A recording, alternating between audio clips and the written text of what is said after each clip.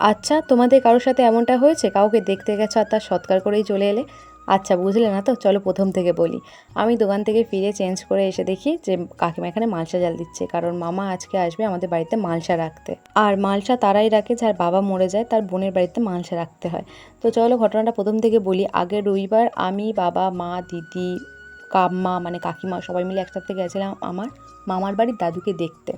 মানুষটা খুবই অসুস্থ ছিল, প্রায় ১ মাসের বেশি বিছানায় সজ্জিত হয়েছিল। মা যদি এর মাঝে অনেকবার গেছিল দেখতে, এবারে আমরা দেখতে গেলাম আর দাদু আমাদেরকে ছেড়ে চলে গেল। মানে বিষয়টা হচ্ছে এমনই, মার হাতে হরলিক্স খেয়ে আমাদের সবাইকে ছেড়ে আমার দাদু চলে যায়। তো সবাই তো বলছিল মার হাতে জল খাওয়ার জন্যই নাকি বেঁচেছিল। তো যাই হোক, আমি এটুকুই বলবো মানুষটা যেখানে গেছে ভালো থাকুক, কারণ আমাদের এই জগতে কেউই চিরস্থায়ী নয়। যাই হোক, মামা আসার পর সবাই একটু গল্প করে মামার খাওয়ার ব্যবস্থা করা হলো। মামা তখন মাছ আর ভাত ছাড়া কিছু খাবে না, তাই সামান্য আয়োজন। যেহেতু মামার খেয়ে উঠতে দেরি হয়ে গেছিলো, তাই আমি রেডি হয়ে নিয়েছি দোকানে যাওয়ার জন্য। তো তোমাদের কারোর সাথে এরম কিছু ঘটেছে কিনা অবশ্যই জানিও। আজকের মতো বাই।